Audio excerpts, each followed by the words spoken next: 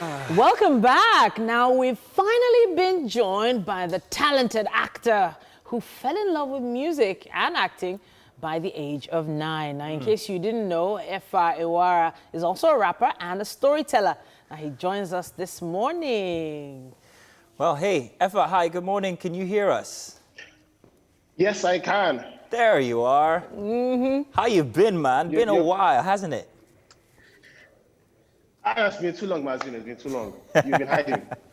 As in, you're looking so chilling, so laid back. I can still remember the hustle days, oh. You were not this chilling then. At all. You had some sunburn in some places. My darling. see. My darling. This sunburn will never go away. The hustle will never go away. It's just life, and we thank God. Wow. Well, we got many questions for you today, Efa. And it also helps that we are personal buddies and stuff like that. So let me go all in.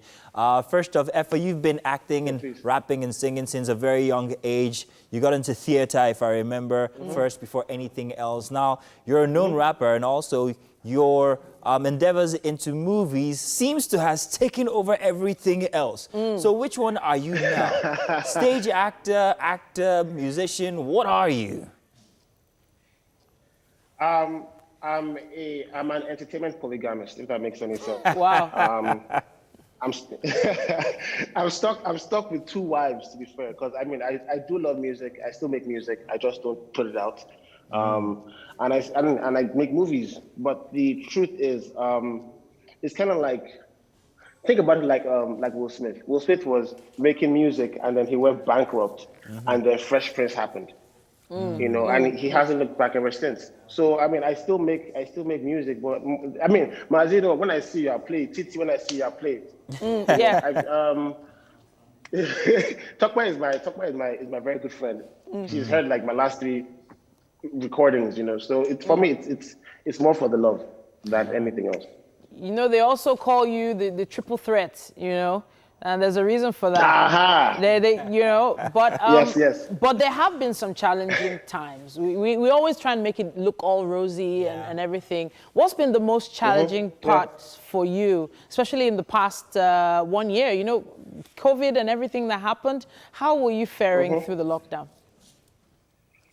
To be fair, I actually did have a TVC interview just at the beginning of the lockdown, and we talked about this. But I have been fortunate to, I mean, apart from having God and having family to support, I was more worried about losing friends than losing money, if anything. I was more worried about people's health, my parents, you know, not being able to see my nephews and my nieces for a while. That's what for me was more worrisome than work and all those things. But luckily, I mean, since the lockdown has been lifted, I've been blessed to find work and do some amazing projects. So yeah, we're just grateful. Okay, so Efa, in your movies, you play so well the battered boyfriend or husband. You play it so well, like it's almost like as if it's happened to you through your life. I don't know if this is so. If it's something that it has, huh? Well, but then it has. Are you scared of also getting stereotyped into that role permanently for the rest of your movie history? Don't get me wrong, you are very good at it. but stereotyping, don't you fear this? No, because I have made a deliberate attempt to constantly switch up my roles, and I'll explain. My breakthrough role was, I believe, rumor has it, for Danny.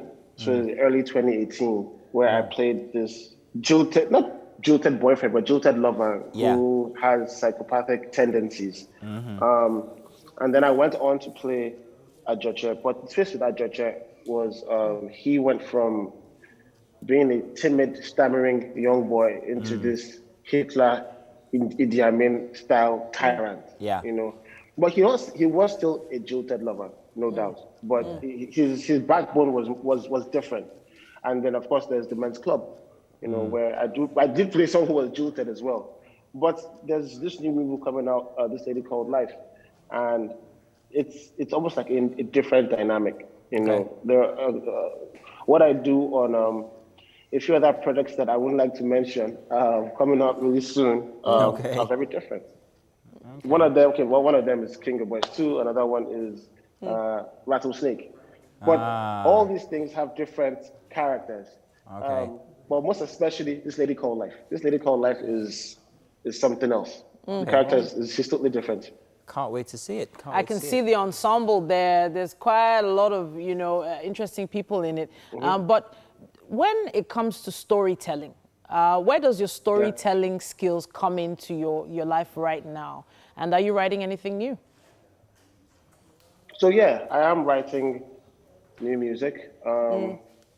Some of them, I mean, because I'm a rapper, most of my stuff turns out to be stories, But I wouldn't lie, and Mazino would probably understand this because he used to be on radio. Yeah. But the sound has changed. Yes, it has. Music has changed, and then Yes, you find yourself in a position where you're like, yeah, I love Nas, I love that whole style of rap, but do I want to be a Nas or do I want to be a Drake? Yeah. I'll tell you something it's about. A question I'll tell you something about what you've just said. The fact is that when you say music has changed over the past few, especially the past 12 months, there's a small fact that people or music is becoming a bit more conscious now, and everybody's going back to the drawing board to make sure that their music reflects people's realities of the day. So jolly music might be taking a back seat very soon. Is that going to happen to your kind of music as well? So this is the fun part. I've been making conscious music for a decade, and it only catered to a small audience. I do believe that conscious music will come more to the forefront. But what I'm worried about is, it's sad to say this, but people's attention span has kind of like reduced. Yeah. So before you'd have a Kanye West song that was 8 minutes. Or 6 minutes, because you're changing the instrumental and trying to be super creative and adding different elements. And I had a song where each verse was a different kind of beat, trying to tell. Nowadays you have songs that are like 2 minutes 30 seconds because people just want to. It's the internet age, So it's a bit dicey. I feel just have fun, make music that makes you happy, and tell stories when you can. If you don't want to bore people and you're going to the party to dance, give them dance music. But if you want them to listen at home to your music, then of course give them strong, sensible lyrics. So I feel like be able to be both. So don't be Nas or Drake. You could be Nas and Drake at the same time. Nice. Wow. And that's Efa for you. Well, Efa, thank you very much. We appreciate that you can spend time with us this early morning. We know we took it out of your schedule, but hey, what's our friends for except for inconvenience? But the most important thing for me is you guys need to watch this lady called Life. October 9th in the cinemas is going to be amazing. All right, great. October 9th. We're keeping that. We're keeping that a date then. Yes. Well, thank you very much, Efa. It's a good one. Can't wait to hang out with you again. All right then. All right, guys. Have fun. All right, bye-bye. Bye. So, what do you think's been happening in the kitchen? Yes, so my stomach has been rumbling actually. Okay. But I wanted to say I'm kind of